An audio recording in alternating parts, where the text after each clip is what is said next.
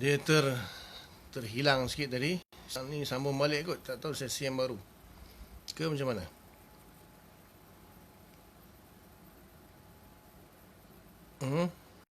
Tak ada komen ni. Baru punya.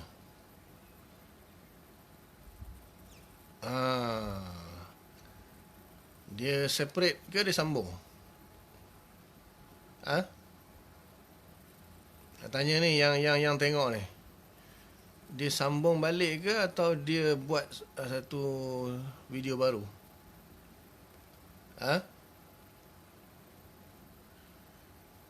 Dia sambung ke dia buat video baru?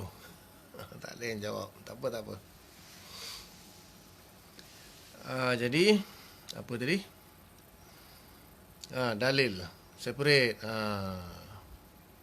Asing tahu kot, dia orang tahu kot. Yang lain-lain tu semua tu.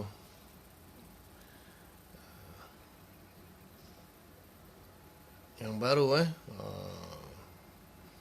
tak tahulah tadi mana tertekan apa tadi tukar baru pula. Video baru. Sambungan lah yang tadi terputus.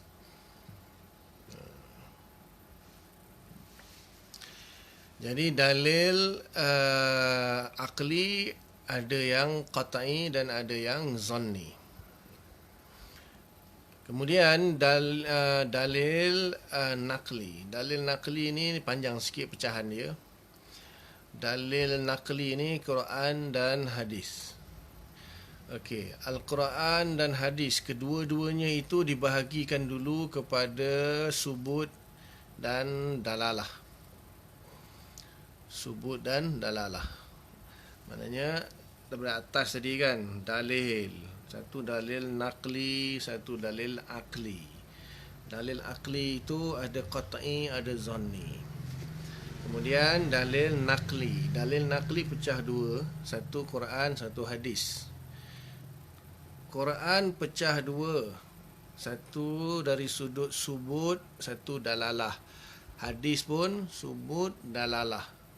Okey. Kemudian subut pecah dua, qat'i zanni, dalalah pecah dua, qat'i zanni. Hadis pun sama. Subut hadis qat'i zanni, dalalah hadis qat'i zanni. Boleh? Kalau ada whiteboard boleh saya tunjuk kot. Okey, ambil whiteboard pun jauh juga ni. Boleh? Nanti siapa yang rajin buat peta minda lah dalam grup. Jadi saya ulang balik bagi yang rajin-rajin yang pandai-pandai buat apa ke nama tu, peta minda tu, nanti boleh buat dalam grup lah. Faris kot, grafik designer ni. Faris mana Faris Langat.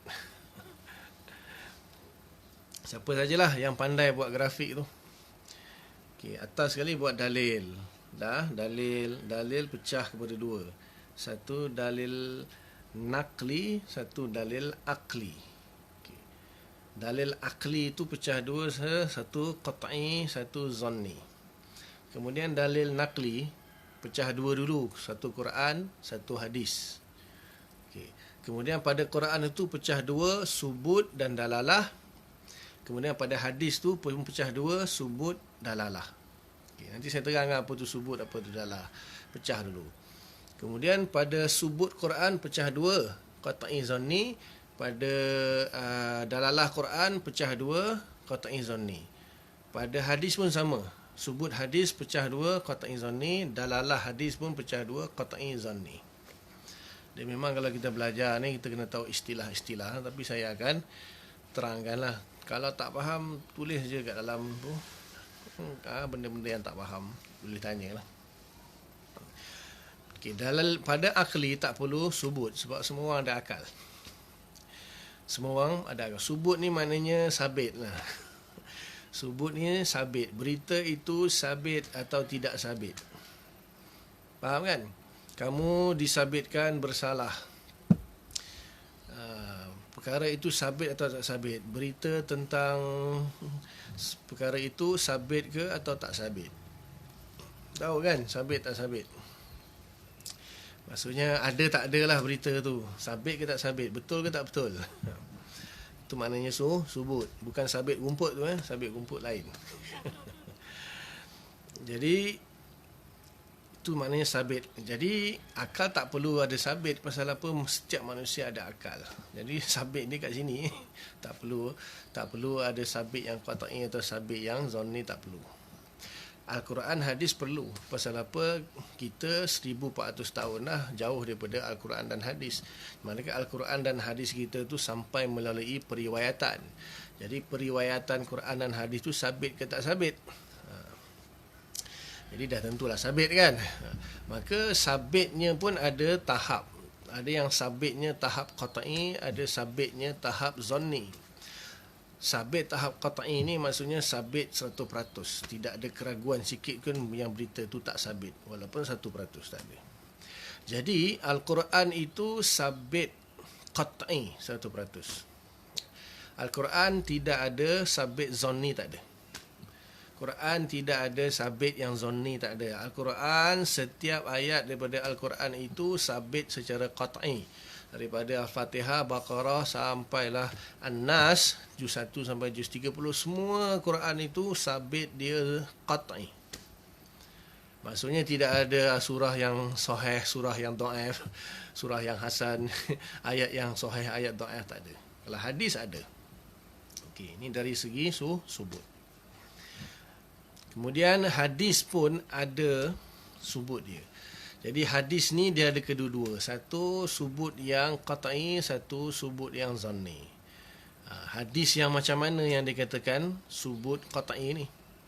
Hadis mutawatir.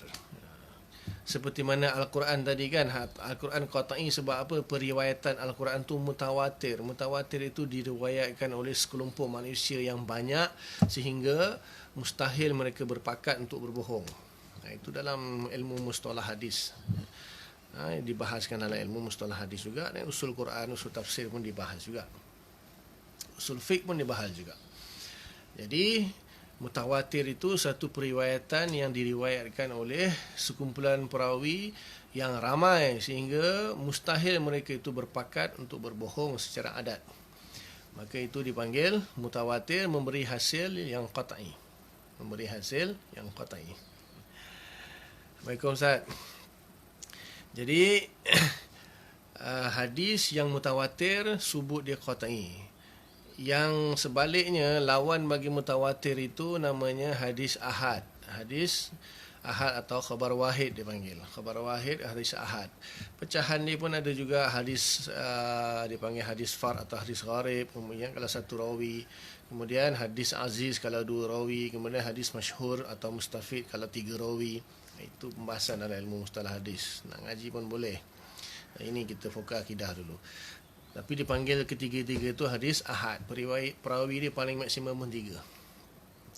Maka itu ada khilaf lah di sini, tapi saya ambil yang masyhur saja. Jadi dia tak sampai tahap mutawatir, dipanggil hadis ahad atau khabar wahid. Maka dia punya natijah dia, kesan dia tak sampai qat'i, dia hanya zanni saja. Dia zanni. Kalau hadis mutawatir qat'i, hadis ahad zanni. Quran tak ada. Quran qat'i saja. Tidak ada periwayatan yang zanni ataupun yang ahad, tak ada. Quran semuanya mutawatir qat'i. Itu dari segi subut dia. Faham Kemudian dari segi dalalah.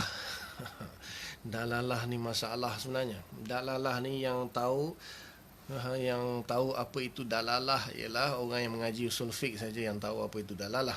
Cuma mudahnya dalalah tu bermaksud kefahaman mengenai sesuatu perkara daripada satu perkara yang lain. Contohnya lah. Contoh bagi mudah sikit. Dia kena faham ada beberapa perkara. Yang pertama dia panggil dalil, kemudian madlul, kemudian dalalah, kemudian wajhud dalalah, kemudian istidlal. Itu beberapa perkara yang perlu tahu sebenarnya kalau orang nak cerita pasal dalil ni. Jadi dalil itu petunjuk, madlul itu yang ditunjukkan. Dalalah itu kefahaman yang diambil daripada dalil tersebut. Kefahaman yang diperolehi daripada dalil tersebut. Dalil petunjuk, Jadi bila ada petunjuk, mestilah dia menunjukkan kepada sesuatu.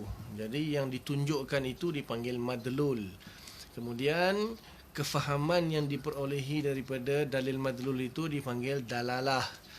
Kemudian yang keempat, wajhud dalalah. Wajah dalalah maksudnya perspektif, dari sudut mana kita memandang dalalah tersebut. Wajhud dalalah maknanya perspektif, ataupun dari sudut mana kita memandang wajah dalalah tersebut. Kemudian istidlal, iaitu pencarian dalil ataupun mencari dalil lah, talbut dalil. Istidlal itu seseorang yang mencari dalil. Itu di antara benda yang perlu tahulah tentang dalalah. Jadi di sini dalalah itu sebagai contoh lah, kita nampak asap.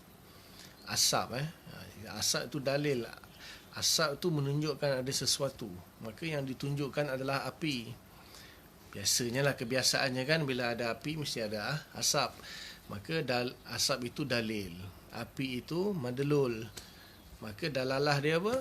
Kebakaran. Berlaku kebakaran. Tak kira, tak semestinya kebakaran rumah. Kebakaran sampah pun kebakaran juga kan. Ataupun asap yang nampak tu asap exhaust lori, ada kebakaran juga, iaitu kan dalam enjin dia kan minyak petrol, minyak diesel yang dia bakar tu kebakaran juga, menghasilkan asap.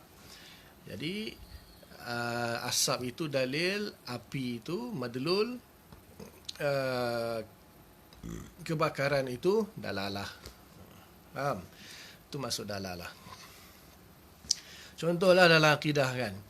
Dalam akidah, bila Allah kata laisa kamislihi syai', laisa kamislihi syai', itu dalil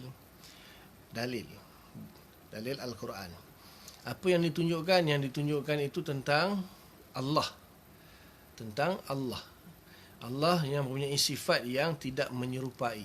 Laisa kamislihi syai', maka itu dalil. Kemudian apa yang ditunjukkan madlul dia ialah Allah tidak menyerupai sesuatu tidak menyerupai Allah. Dalalah dia apa? Dalalah dia mukhalafatuhu lil hawadis.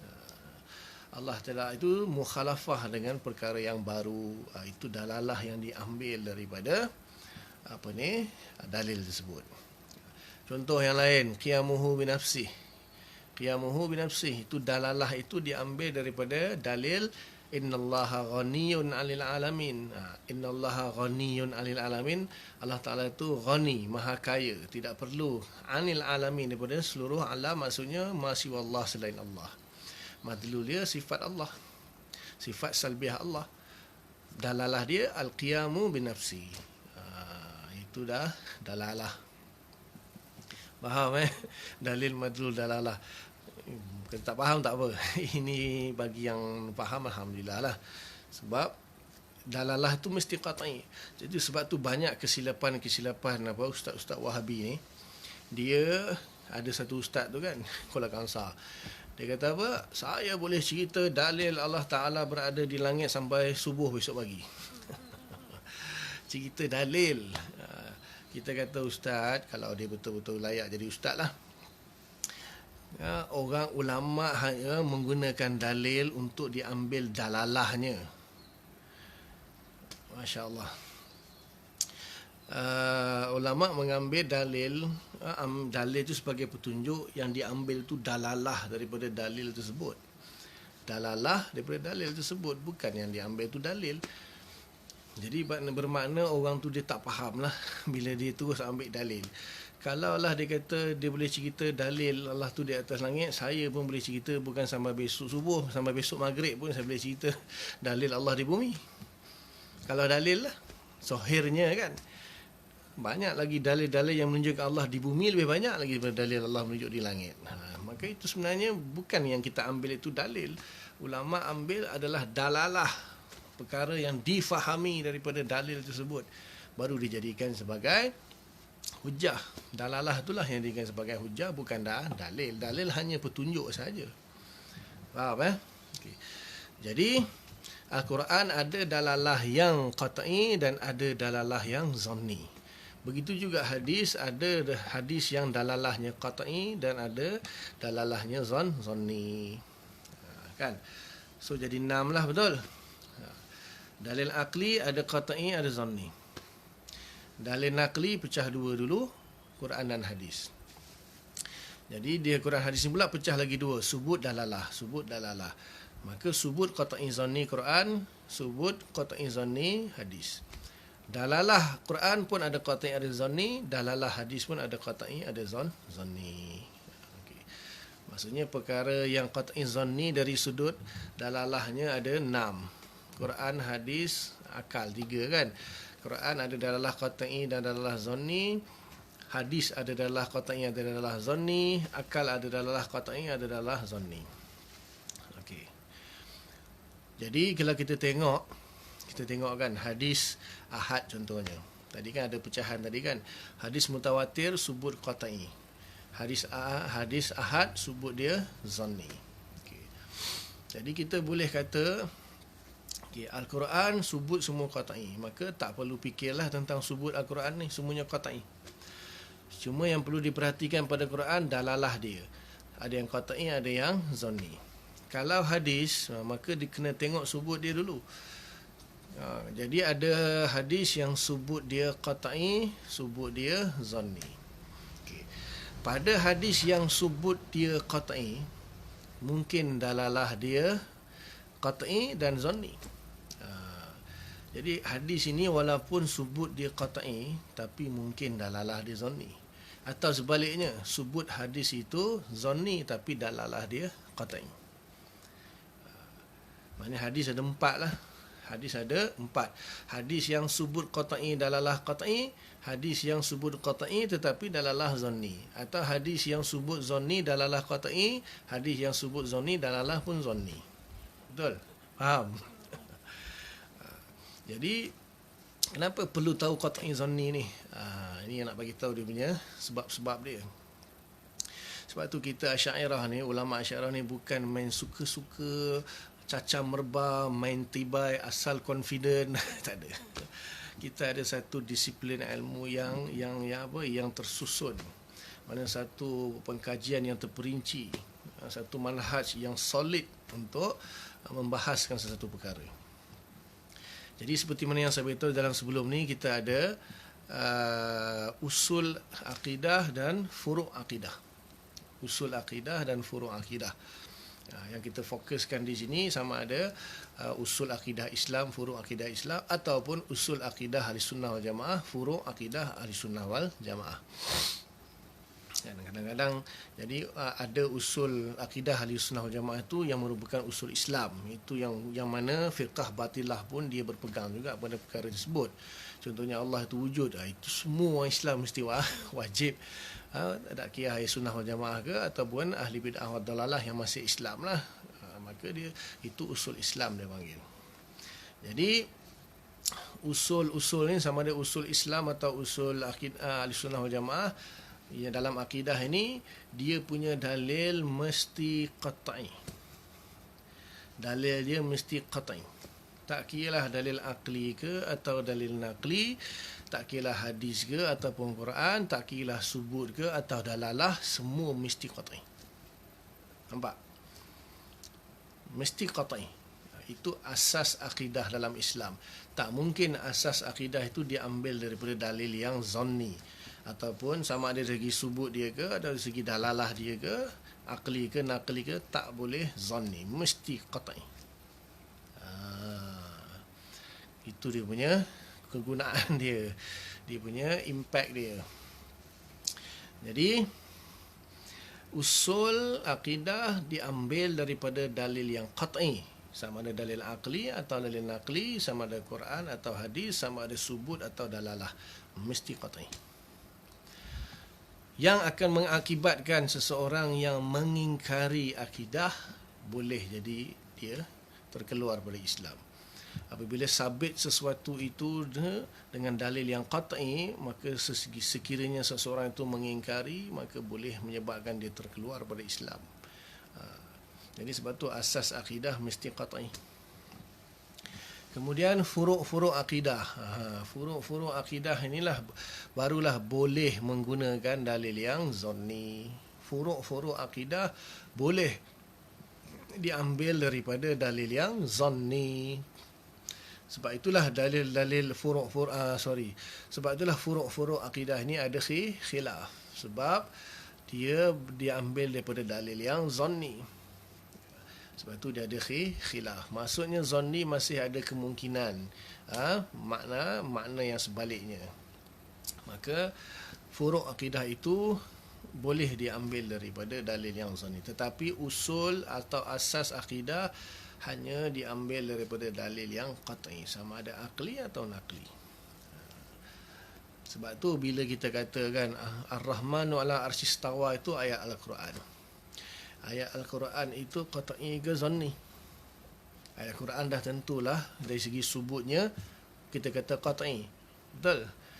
Tidak ada masalah tentang zanni ayat Quran ni. Subut mesti qat'i. Okay. Makna dia, dalalah dia qat'i atau zanni. Ar-Rahman wala arsyistawa. Di sini dia punya dalalah dia zanni. Dalalah dia tidak qat'i. Sebab tu ada khilaf. Ada yang faham kata Ar-Rahman wala arsyistawa, Allah duduk atas arasy.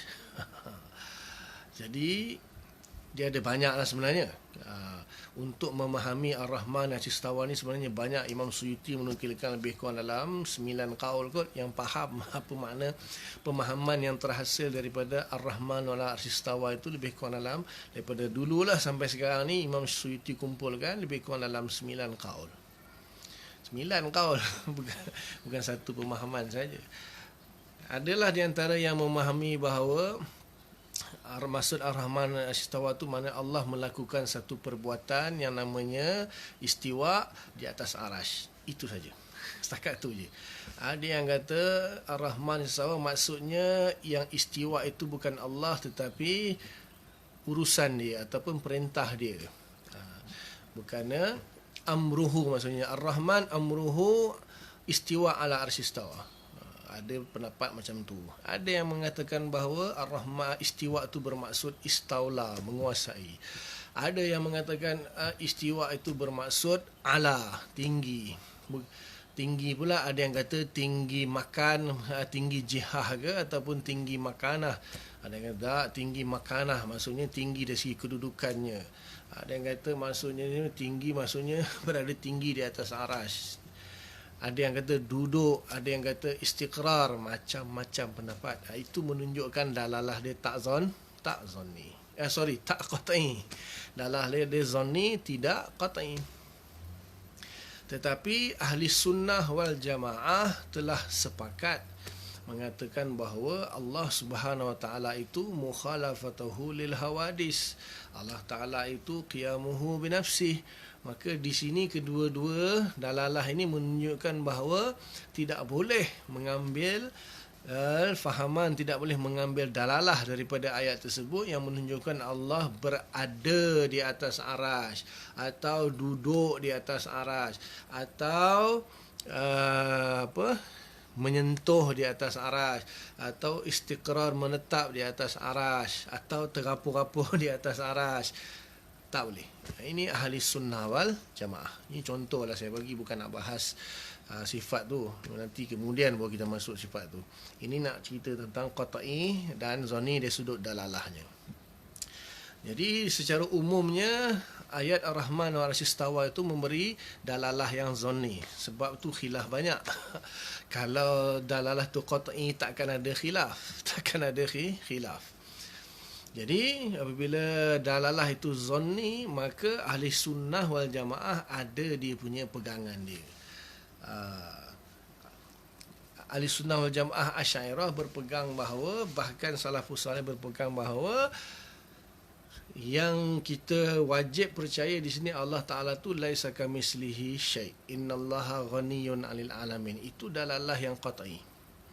Menunjukkan bahawa tidak boleh memahami Ar-Rahman wala Arsyistawa itu Allah duduk atau menetap di atas arasy atau bersila ke apa ke itu, yang penting berada, duduk, menetap di atas arasy, ada arah di situ, tidak boleh. Kerana apa? Itu akan menafikan dalalah yang lebih qat'i, iaitu laisa kamitslihi syai' dan juga innallaha ghaniyyun 'anil 'alamin. Itu akan menafikan dalalah tersebut sebab dalalah tersebut qat'i. Jadi Ar-Rahman wa Arsyistawa makna dia zanni, tidak boleh diambil makna duduk, menetap ataupun menyentuh di situ. Sebab ada dalil, ada dalalah yang lebih qat'i lagi daripada itu, iaitu laisa kamislihi syai'. Innallaha ghaniyun 'anil 'alamin. La walam yakul lahu kufuwan ahad. Itu dalalah yang qat'i yang menunjukkan Allah tidak boleh disamakan dengan makhluk. Kalau Allah duduk di atas aras, berarti itu sudah menyamai makhluk. Maka menyentuh berarti ada arah, ada saiz, ada hudud dan sebagainya, itu menyalahi dalalah yang qat'i yang menunjukkan Allah tidak ada persamaan langsung dengan makhluk. Maka ahli sunnah wal jamaah mengambil makna bahawa kalau pendekatan salafus soleh, manhaj salafus soleh dalam memahami ar-Rahman wa al-Istawa ialah amirruha kama ja'at, lalukan saja ayat itu seperti mana dia datang. Maksudnya apa makna ar-Rahman wa al-Istawa? Maknanya ar-Rahman wa al-Istawa, tak perlu bahas dan tak boleh diterjemahkan pun. Kalau nak terjemahkan pun, kita kata Ar-Rahman wal istawa, Ar-Rahman beristiwa atas arash. Itu saja. Tak boleh gunakan istiwa itu berada, duduk, menetap, bersemayam. Tak boleh. Bahkan ada ulama langsung melarang daripada menterjemahkan Ar-Rahman wal istawa, Ar-Rahman wal istawa. Ada pendapat kata, maknanya ayat itu menunjukkan Allah berada di atas langit. Dia kata Al-Quran yang tunjuk. Ini sedikit terkeluar pembahasan nak ceritakan masa dekat Kuala Kangsar gitu tu. Tengok kan. Kan tajuk apa ni perdebatan itu, boleh tak mengatakan Allah berada di atas arash, kan? Kalau tak silap saya lah, dia punya perdebatan tu antara Tuan Guru Haji Ruzaini tu dengan Fakhur Razi. Saya kan secara tak langsung dijemput menyebuk. Jadi saya tengok dia punya tajuk pembahasan tu, saya tak prepare pun masa tu, tak sangka pun dipanggil, tapi last minute dipanggil, tak tahu. Jadi tajuk dia saya tengok, dia kata bolehkah kita mengatakan Allah di langit. Lepas tu dengan kemudian dia bagi dalil, dia kata ayat Al-Quran mengatakan bahawa Allah berada di langit. Satu perkara yang saya nak bagi tahu, Al-Quran ini adalah berbahasa Arab. Itu semua tahu. Apabila kita terjemahkan Al-Quran ke dalam bahasa selain bahasa Arab, maka dia tak jadi Quran. Betul? Tak percaya pada yang mengaji fiqh kan? Mengaji fiqh, contohnya rukun qauli sembahyang, rukun qauli ada 5. Takbiratul ihram kan? Kemudian baca Fatihah, kemudian baca tahiyat akhir, selawat Nabi, salam pertama. Itu kan rukun qauli yang wajib. Jadi ketika dibahas tentang takbiratul ihram, tahiyat akhir, selawat Nabi atau salam, sekiranya orang itu tak mampu untuk melafazkannya, mungkin sebab dia baru masuk Islam, jadi kita ajar-ajar dia tak lepas, maka dia boleh menggantikan takbiratul ihram dengan bahasa lain. Tetapi kalau Fatihah tak boleh. Kalau Fatihah tidak boleh diterjemahkan kepada bahasa Melayu misalnya. Tak boleh. Pasal apa? Ketika Al-Fatihah itu diterjemahkan kepada bahasa Melayu, dia tak jadi Quran dah. Al-Quran ini mukjizat dia, i'jaz dia pada bahasa Arab itu.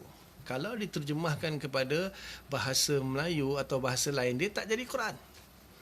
Satu lagi dalil kan, wanita-wanita yang haid, orang yang berhadas besar, berjunub, maka dia tak boleh bawa Al-Quran, tak boleh pegang Al-Quran, tak boleh sentuh Al-Quran, tak boleh baca Al-Quran, betul? Tetapi kalau dia baca terjemahan Quran, boleh? Boleh. Dia pegang Quran terjemahan, yang mana terjemahan dia lebih banyak daripada Al-Quran tu, boleh ke tak? Boleh. Pasal apa? Dia dah tak jadi Quran. Jadi bila diterjemahkan ke dalam bahasa selain Arab daripada asalnya, dia tak jadi Quran dah.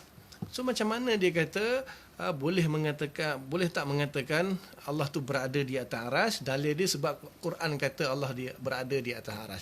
Quran tak kata pun Allah berada di atas aras. Sejak bila pula Quran tu bahasa Melayu? Kalau nak kata Ar-Rahmanu Ar-Istawa, boleh. Nak kata Aamintum man fis sama, boleh. Sebab apa? Itulah ayat Al-Quran. Tapi tak boleh diterjemahkan kepada Allah berada di atas langit.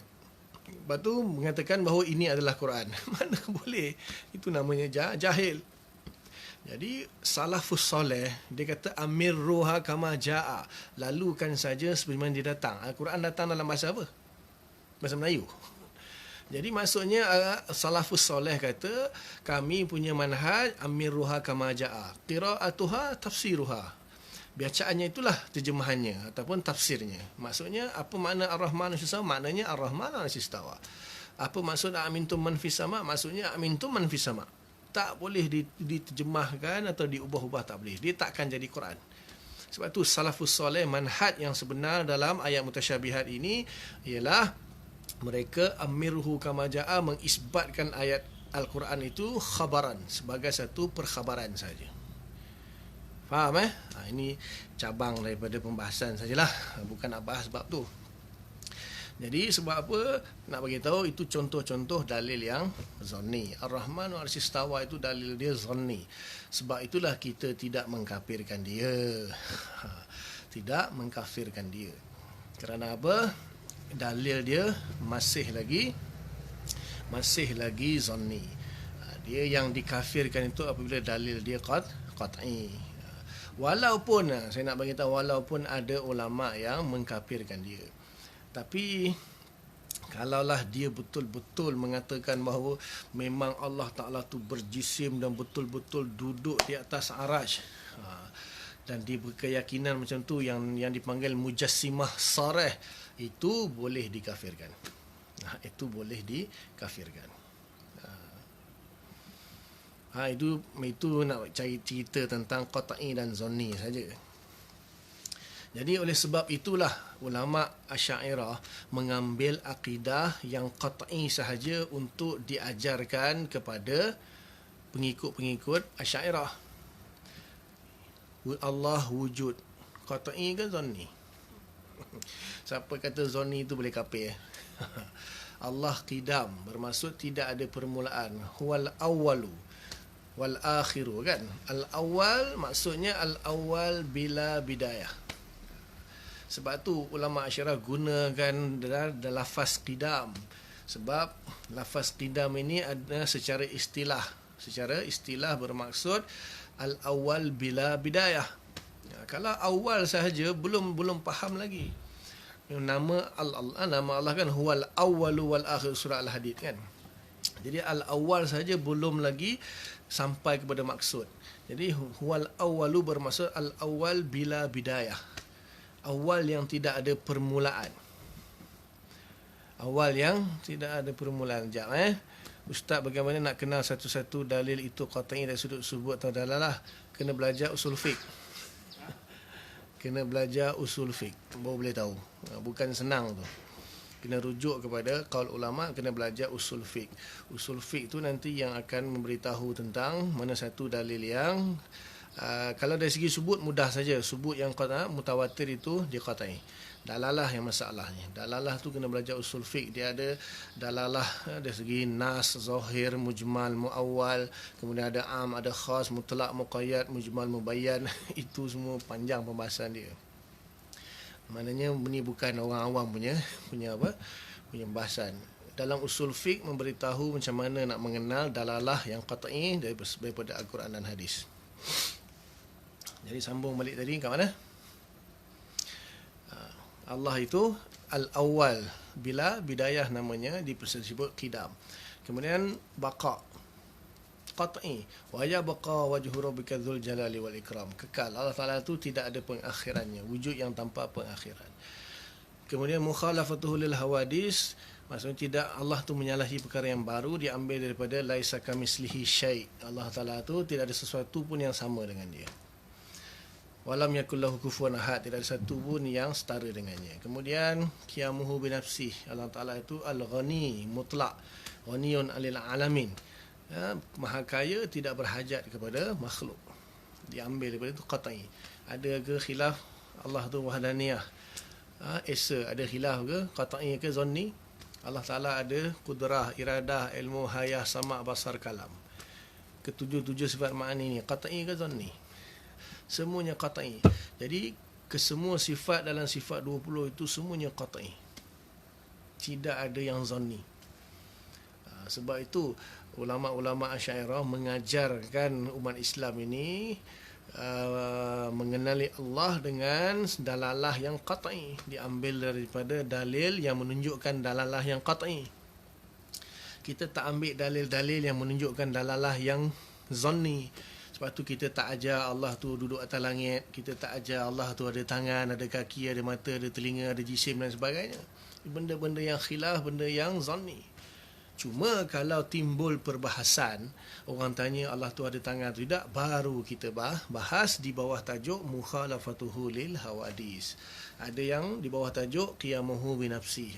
Cabang-cabang perbahasan tu di bawah sifat-sifat tersebut.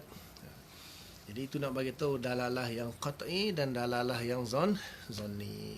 Jadi sifat 20 semuanya qat'i dari sudut aklinya dan dari sudut naklinya. Orang tanya kan kenapa 20 tu kan. Jadi antara salah satu sebab ulama kata banyak lagi sifat-sifat Allah dalam Al-Quran. Cuma yang mana dalalahnya yang qat'i dari sudut akli dan nakli itu cuma 20 saja. Cuma 20 saja. Ataupun 13 lah kan. Maksudnya kita kata sifat ma'nawiyah itu kan melazimi sifat ma'ani. Jadi sebenarnya dalil bagi sifat ma'nawiyah itu sama seperti dalil sifat ma'ani. Jadi kita kata 13 sajalah. Jadi 13 itu adalah qat'i dalil dia, dalalah dia dari segi nakli dan akli. Mana akal manusia cukup sampai hanya memahami 13 sifat ni yang qat'i bagi Allah Ta'ala. Banyak lagi sifat-sifat Allah Ta'ala yang lain, tetapi yang mana akal mampu untuk memberikan dalalah yang qat'i ini hanya 13 sifat ni saja. Kalau ikutkan daripada nakli, ya memang berlambat-lambat sifat Allah Ta'ala. Imam Abu Bakar Al-Ashbili, saya ada kitab ni, dinukilkan 450 lebih nama sifat af'al Allah daripada Quran. Takkan kita nak bebankan masyarakat awam belajar semua 400 lebih atau 99. Nak wajibkan. Jadi kita wajibkan hanya 13 saja untuk mengetahui dalil dia. Sebab dia qat'i dari segi nakli dan akli. Wallahu alam. So jadi faham bab dalil tadi. Ada soalan nak tanya? Maka di situ kan tadi ada kan di bawah pecahan dalil nakli itu kan hadis. Hadis ada dua, hadis mutawatir, hadis ahad.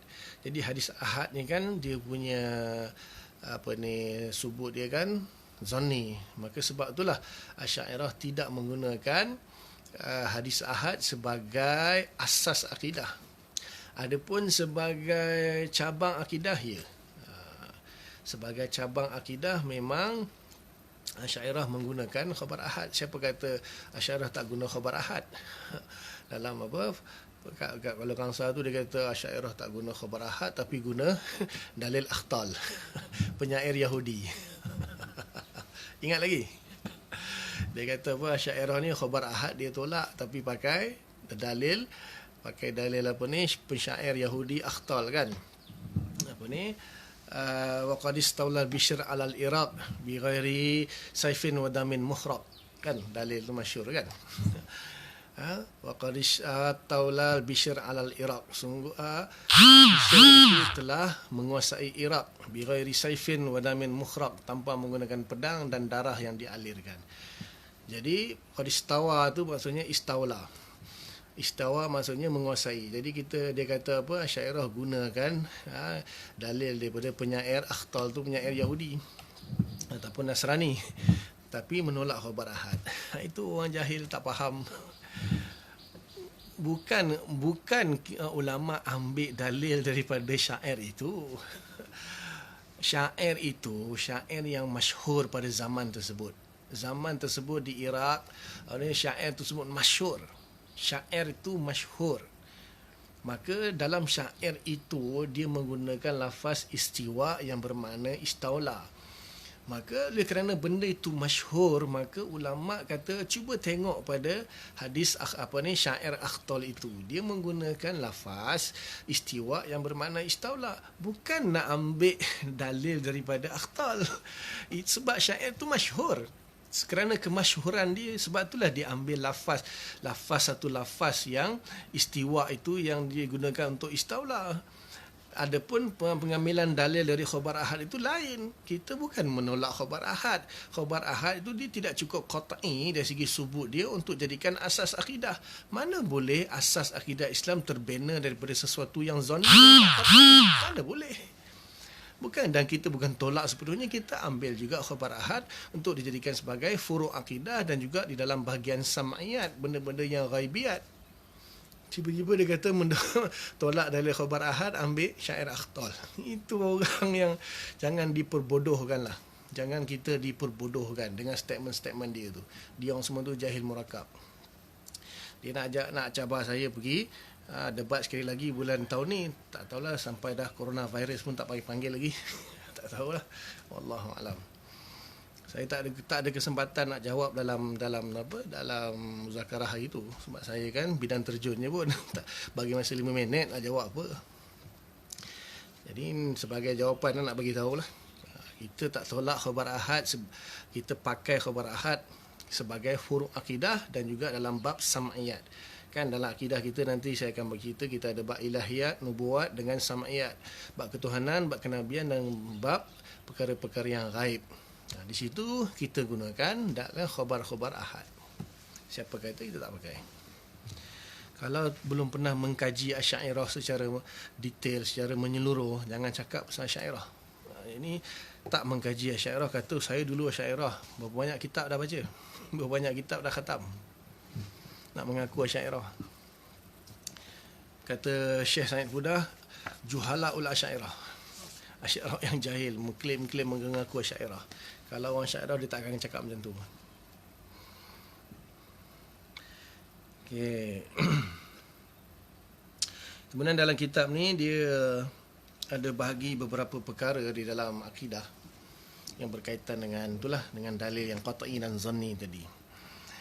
Jadi yang pertama, ma yakunu adamul ilmi bihi mujiban lil kufri, iaitu apa-apa yang mana seseorang itu tidak mengetahui tentangnya, maka dia dianggap kufur.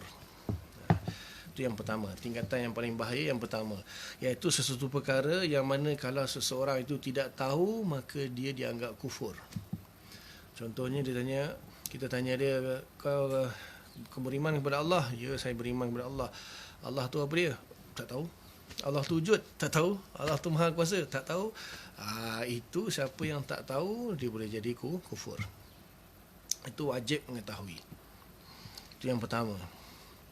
Yang kedua, ma yakunu inkaruhu mujiban lil kufri wa adam ilmi bihi mujiban lil ismi. Yang tadi tak tahu saja kufur. Yang pertama, tak tahu saja kufur. Yalah, tanya dia, kau beriman kepada Allah? Beriman, Allah tu siapa? Tak tahu. Dia beriman kepada Allah, dia kata, tapi Allah tu siapa dia tak tahu. Entah Allah tu dia ingat batu ke kayu ke apa ke.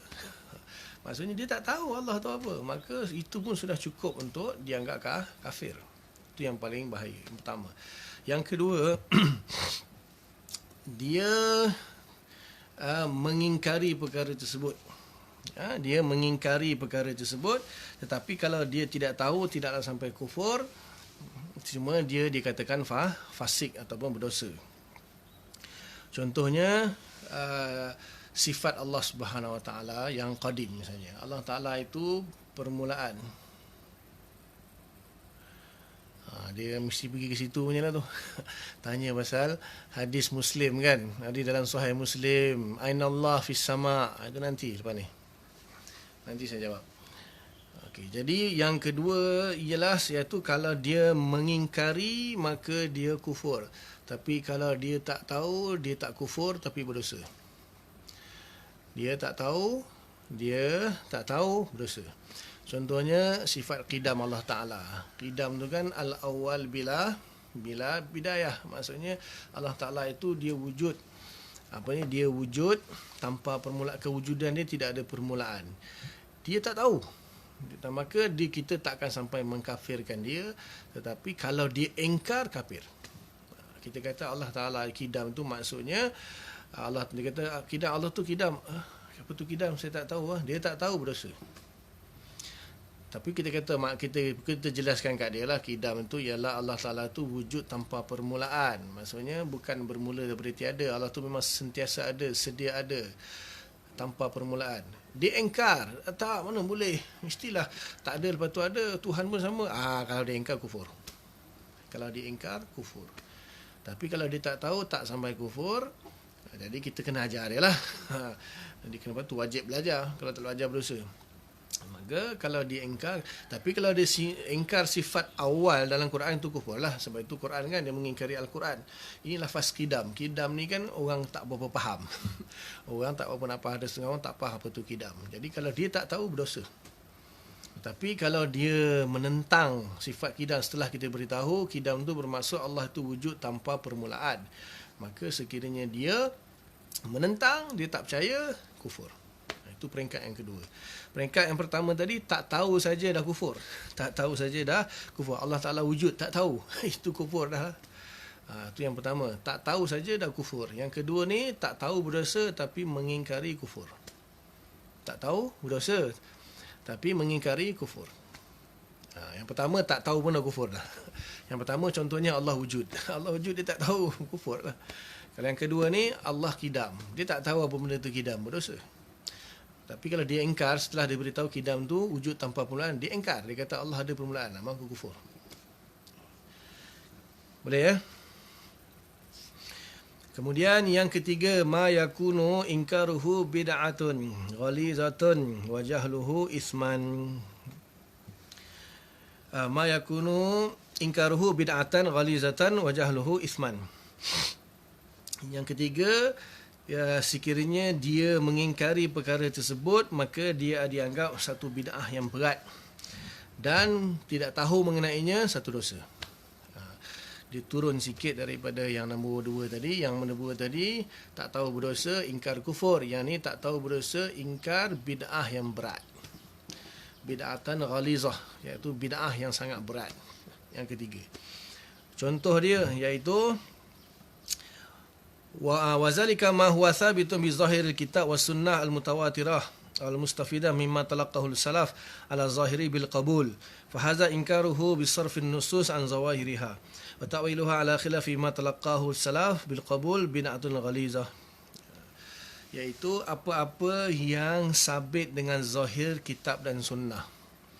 Zahir kitab dan sunnah sabit kan, ar-rahmanu ala arsistawa, ar-rahmanu ala arsistawa, yadullah fawqa aydihim, itu kan sabit dalam Quran. Jadi kalau dia mengingkari ayat tersebut, mana dia kata itu bukan ayat Al-Quran, itu memang kafir lah. Sebab tu kan rukun iman kan. Ini bermaksud dia salafus soleh menerima zahir ayat tersebut, tetapi dia tak terima. Dia tak mengingkarinya sebagai ayat Quran, maka dia tak terima tentang ayat tersebut secara zahirnya, maka itu dipanggil bid'ah yang ghalizah. Saya pun tak berfaham sangat dia nak kata apa ni.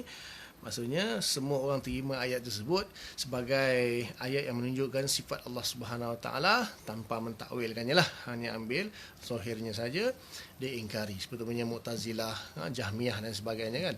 Itu bid'ah yang ghalizah, bid'ah yang ghalizah.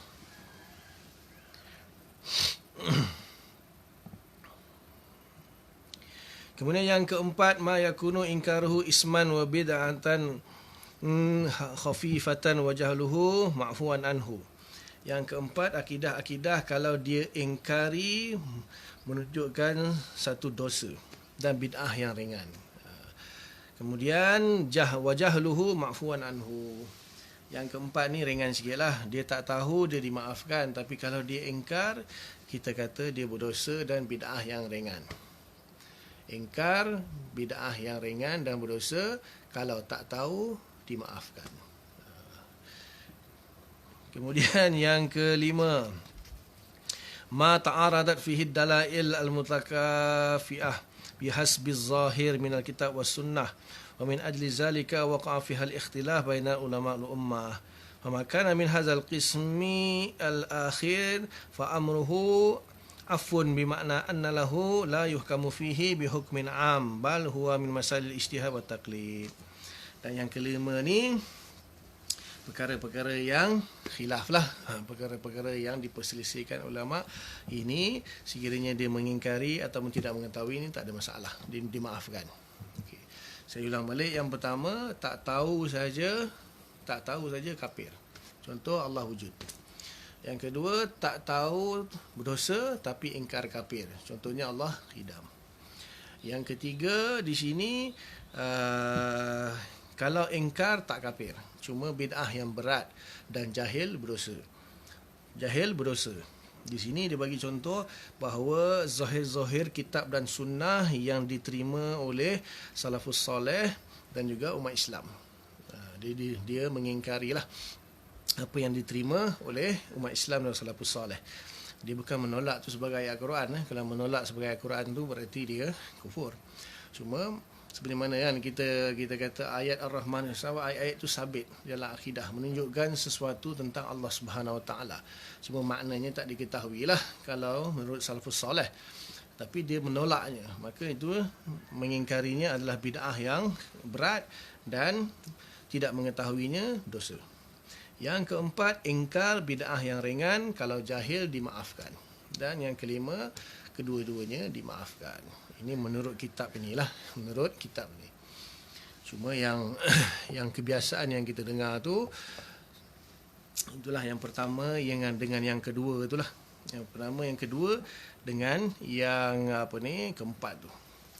Maksudnya kalau sama ada dia ada dua lah, satu mengetahui, satu mengingkari.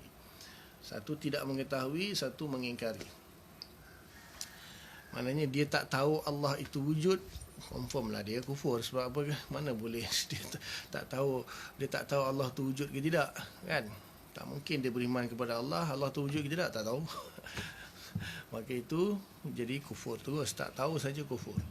Kemudian yang kedua, kalau dia tak tahu, tak kufur. Dia berdosa tetapi dia ingkar, kufur. Iaitu contohnya Allah tu kidam, tidak ada permulaan. Yang ketiga ni saya tak pasti sangat dia apa yang dimaksudkan di sini.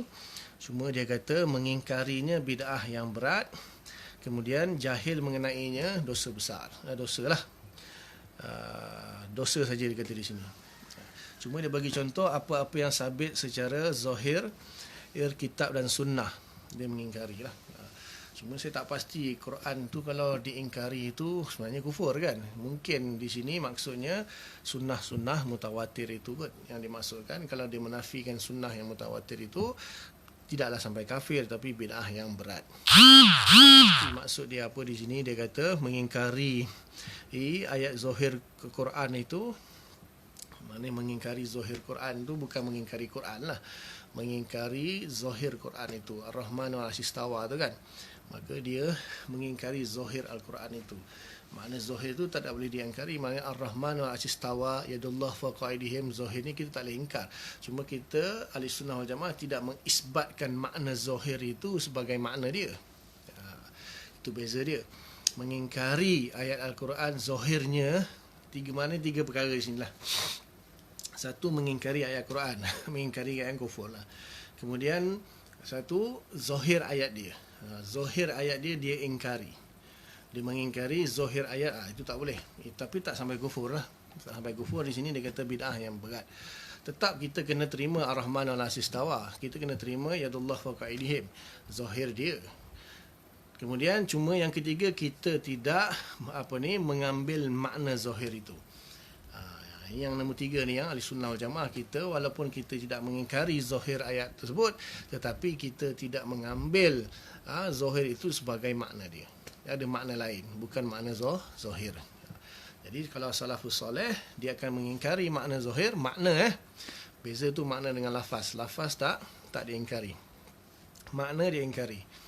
Maknanya bukan makna yang zahir, bukan maksud dia, tetapi ada makna yang lain. Apa makna dia? Wallahu a'lam.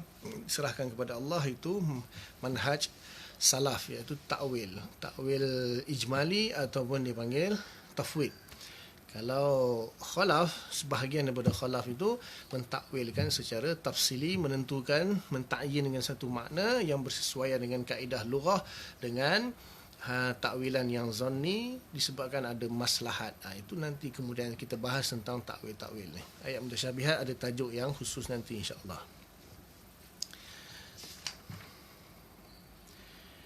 Dan ada perkara-perkara yang kalau diingkari ringan saja bid'ah dia, kalau tak tahu dia dimaafkan.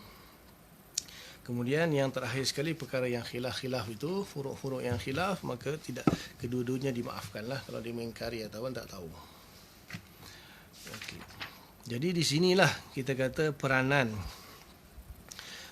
khabar ahad, di mana kalau perkara itu datangnya sabit dengan khabar ahad misalnya, maka di situ kalau ada orang mengingkarinya tidak sampailah tahap dia kufur ataupun sampai berdosa. Kerana apa? Kalau ada khilaf di situ, kalau khabar ahad tu ia tidak ada mu'arid, itu tidak boleh diingkari. Dia agak panjang pembahasan bab ni. Maksudnya kalau datang perkara tersebut ada khabar ahad tetapi tidak ada mu'arid, maksudnya tidak ada dalil lain yang bertentangan dengan khabar ahad tersebut. Kalau diingkar, itu pun tapi tak sampai kufur lah, mungkin boleh jadi dosa saja. Tapi kalau khabar ahad itu ada mu'arid dia, ada dalil lain yang bertentangan dengan khabar ahad tadi, maka itu boleh ditolak.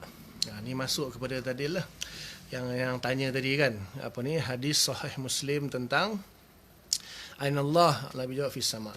Okey. Berapa ni? 11 ke 10? Ni telas terakhir.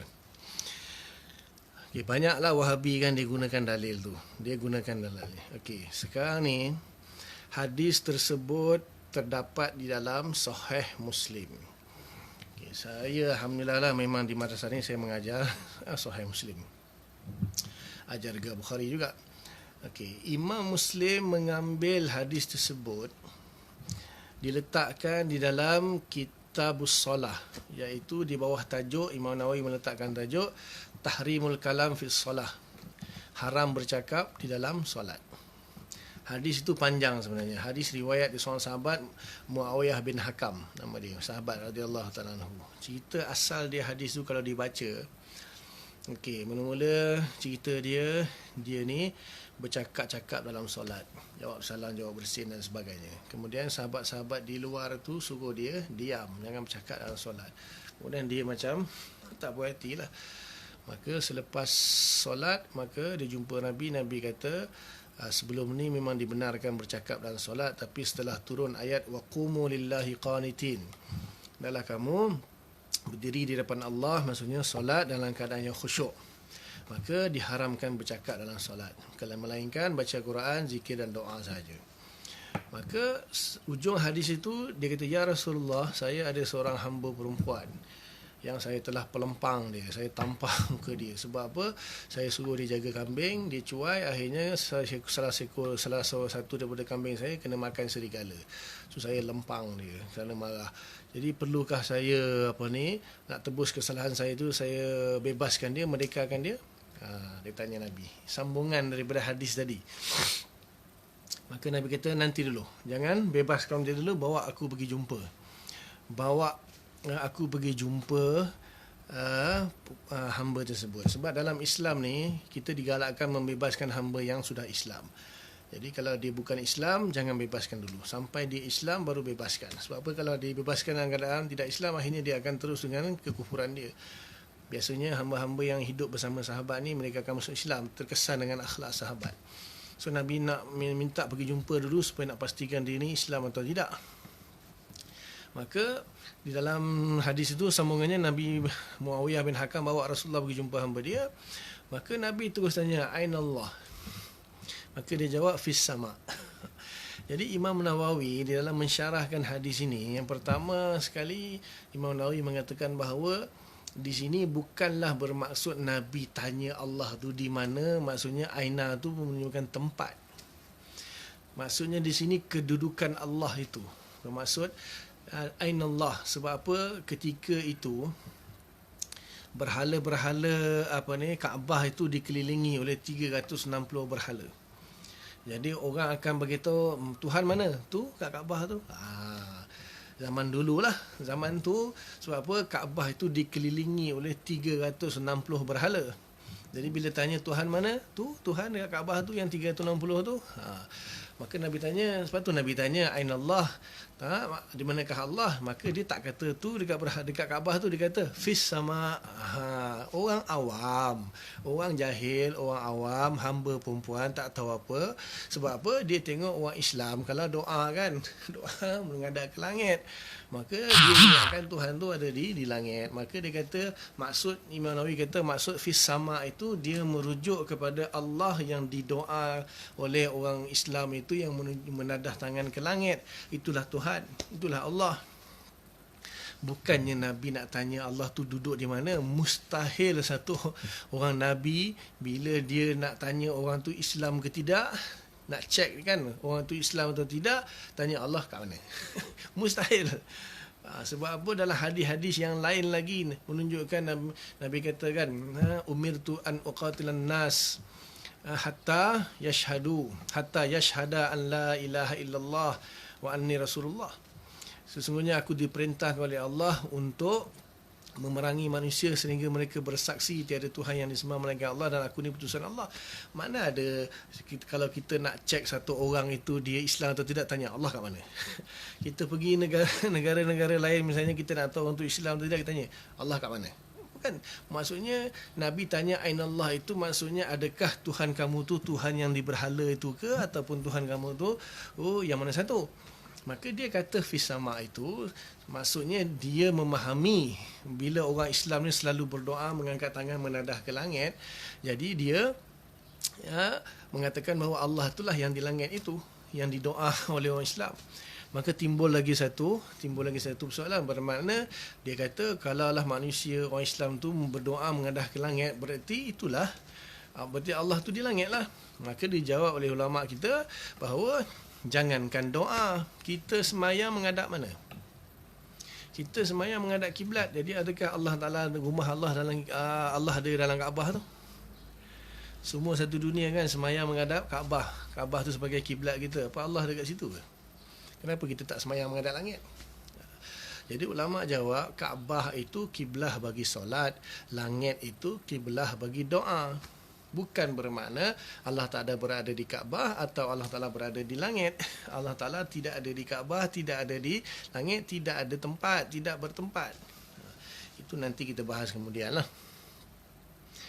Jadi tadi ada soalan. Kemudian lagi Imam Muslim pun mendatangkan dalil tersebut bukan dalam Kitabul Iman ataupun Kitabul Tauhid. Imam Muslim datangkan dalil itu dalam Kitabus Salah. Bukan Imam Muslim nak berdalilkan dengan dalil itu menunjukkan Allah di langit. Kalaulah Imam Muslim nak datangkan dalil itu menunjukkan Allah di langit, dah tentu dia akan bawa dalil itu dalam Kitabul Iman. Tapi tak ada dibawa pun dalam Kitabul Iman. Maka di situ Imam Muslim tidak beriktikad Allah tu di langit. Dia ambil dalil itu, letak dalam Kitabus Salat sebab dia nak ambil hadis bahagian atas itu. Imam Bukhari mengambil hadis yang sama dalam kitab haram cakap dalam solat, tetapi Imam Bukhari buang bahagian bawah tu. Itu menunjukkan bahawa Imam Bukhari memahami bahawa hadis sambungan daripada hadis tersebut tidak qat'i. Sebab apa? Hadis itu hadis muttarib. Saya ada kitab yang khusus yang membahaskan tentang hadis jariah, dipanggil hadis jariah tu. Satu kitab yang khusus bahas tentang sanad dia, bahas tentang matan dia, bahas tentang dalalah dia. Itu satu lagi pengajian khusus. Kalau siapa nak tahu lebih detail boleh datang rumah insya-Allah lepas ada lockdown ni.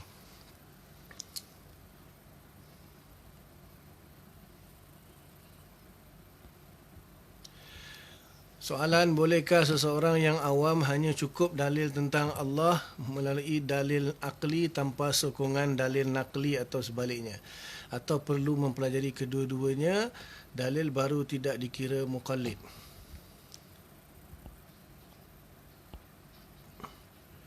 Okey.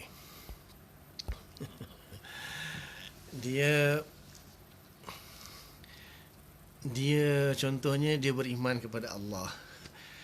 Allah itu wujud, Allah itu qidam, baqa, mukhalafal hawadis dan semua sifat-sifat Allah, qudrah, iradah, ilmu, haya. Itu adalah akidah.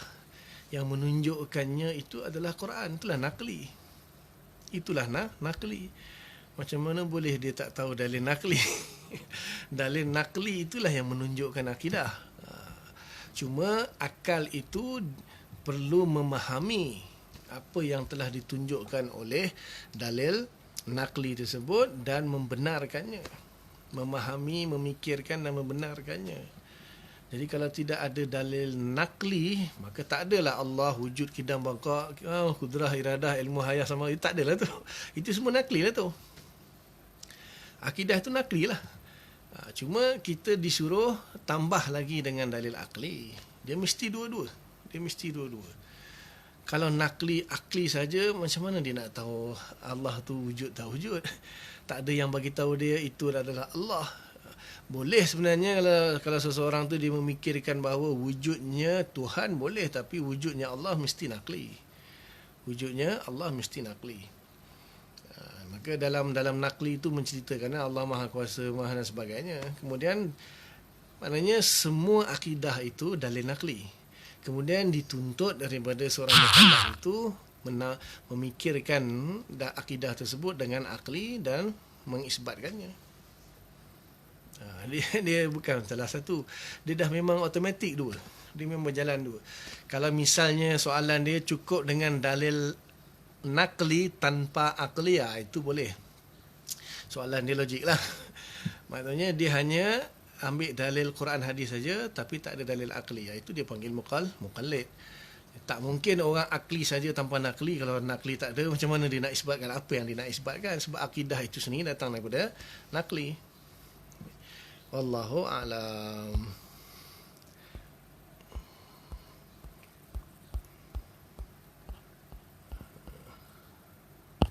Dah. Cukuplah kot. Nanti kita sambung lagi insya-Allah bab-bab yang seterusnya, yang perkara yang berkaitan dengan akidah ni. Dan kalau ada soalan boleh type di sini ataupun type dalam grup ke kat mana-mana lah, nanti saya jawab insya-Allah. Wallahu a'lam. Setakat itu dulu apa yang baik daripada Allah Taala, pentadbir kelemahan saya lah, minta ampun kepada Allah, minta maaf tuan-tuan semua muslimin muslimat.